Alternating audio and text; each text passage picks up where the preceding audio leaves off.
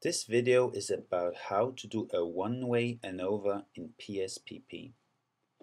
So you see here we have, open the data set, we have a variable called group and a variable called statsquiz.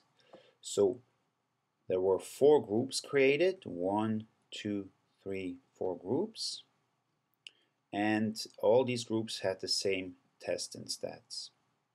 You see when we go into variable view, for the value labels for the variable group over here, you see there was a online section, a lecture section, an independent study section, and a combined section. So 4 different methods of instruction, and now we'd like to find out, when we give the students a test at the end of the semester, how did they do on their stats quiz? Is there a difference in the method of instruction? In order to do that, we know that we're going to use an ANOVA because we have a dependent variable that's on an interval scale, so we can calculate means and compare means to each other. And we see that we have a grouping factor that has more than 2 levels, so there's more than 2 groups. If there were only 2 groups, we could also do a t-test, right? For example, an independent samples t-test. But since there's more than 2 groups, there's actually 4 groups here, we're using the ANOVA. In order to do that, we go into Analyze, Compare Means. We see here that there's the familiar t-tests, and we go to the very bottom one, the one-way ANOVA.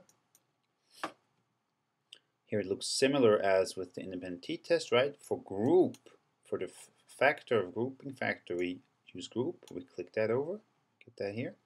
Note we don't have to define them as we have to do in that t-test. We just click it over, that's it. And then we choose our dependent variable, the stats quiz, and click that over. And then you want to also check the descriptive statistics and the test for homogeneity. Alright, so now here you're done.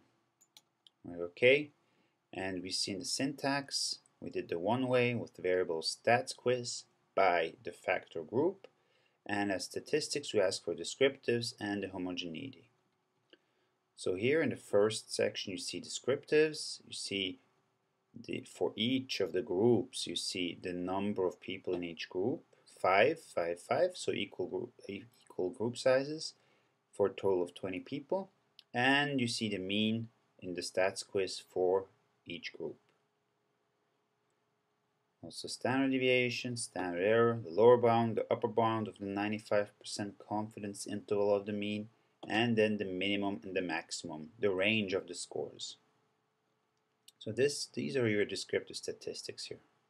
The next box is the test for the homogeneity of variances.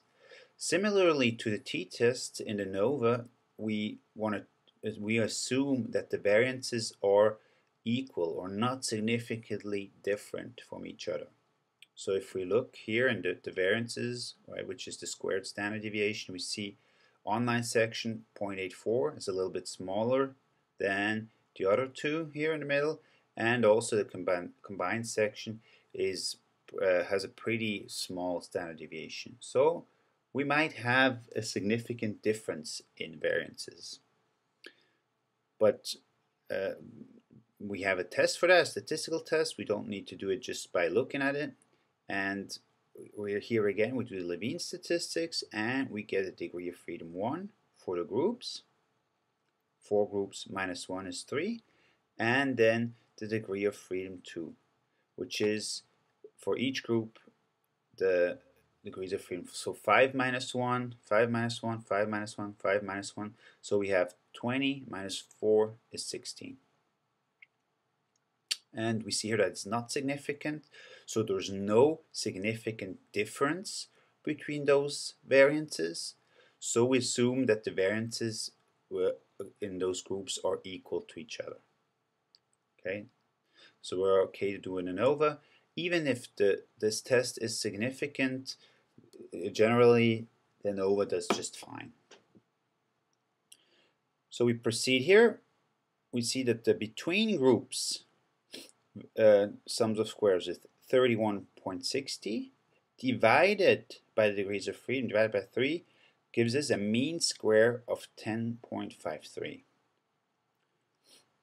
This is the variation between the groups, a measure of the variation between the groups. Now we're comparing this to the variation within the groups. So we want to see if the variation between groups is larger than the variation within groups. If they're about the same, we know that there is no difference between the groups. If the between group variation is substantially larger than the within group variation, then that gives us an indicator that probably we have a difference between the groups. Now again here we are using the statistics to figure out if this proportion here is significantly different, and the f-test is the ratio between the between and the within. So it's 10.53 divided by 1.47 gives us the 7.14. So between group variation is 7.14 times larger than within group variation, and this is highly significant. So now we did the first part of the ANOVA. We know that there is a significant difference. Now we go into the second part of the ANOVA, and I'll show that in the next video.